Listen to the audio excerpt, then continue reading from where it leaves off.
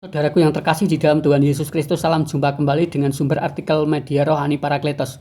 Untuk pembacaan artikel rohani pada pagi hari ini dengan judul Menunggu Momennya Tuhan part 8. Jika ia tahu bahwa yang ia kecap berasal dari air tempayan yang disediakan untuk mencuci tangan, untuk mencuci kaki, dan untuk mencuci muka, dan itu yang tahu hanya Maria Ibu Yesus, pelayan-pelayan, dan Yesus itu sendiri. Jika pemimpin pesta itu tahu kalau air yang dikecap berasal dari tempayan, pasti ia akan marah karena merasa direndahkan. Setelah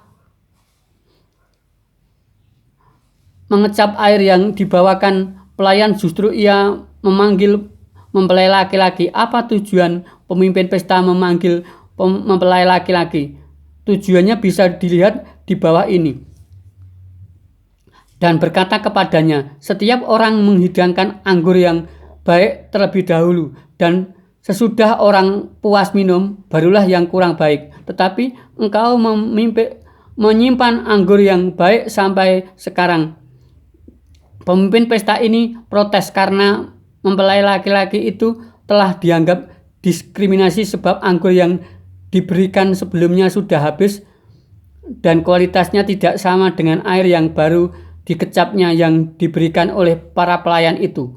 Dan ternyata air yang diberikan oleh pelayan-pelayan rasa dan kualitasnya lebih baik dari anggur yang telah habis dihidangkan kepada para tamu.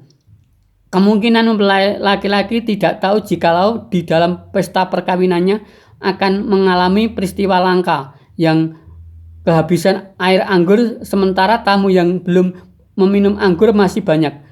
Di dalam ketidaktahuannya dengan peristiwa yang terjadi dalam pestanya, ia menerima tuduhan bahwa ia menyimpan anggur yang kualitasnya lebih dibandingkan dengan anggur yang telah dihidangkan sebelumnya. Mendapat tuduhan yang demikian, bisa jadi ia terkena mentalnya, tidak bisa menyembunyikan rasa malunya di hadapan orang banyak. Bisa jadi para tamu yang datang terlebih dahulu akan marah apabila anggur yang dihidangkan kepadanya kualitas anggurnya kalah dari air yang berasal dari tempayan itu. Tetapi yang terpenting dan yang terpokok bukan protes pemimpin pesta kepada mempelai laki-laki karena perbedaan kualitas anggur yang disajikan dalam pesta tersebut. Tetapi bagaimana proses dari perubahan air menjadi anggur yang berkualitas? Di sini ada yang sangat penting untuk dicermati dan ditelaah lebih lanjut, yaitu peran Maria Ibu Yesus dalam peristiwa perkawinan di Kana cukup besar. Ia sadar bahwa Yesus itu hanya anak jasmania atau duniawi, tetapi secara rohani dia dikandung dari Roh Kudus, seperti yang ditulis oleh Tabib Lukas di bawah ini.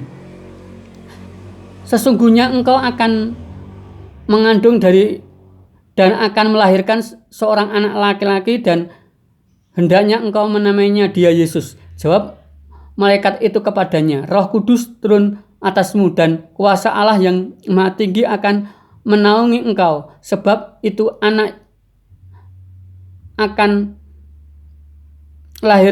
dilahirkan itu akan disebut kudus, anak Allah. Amin dan bersambung.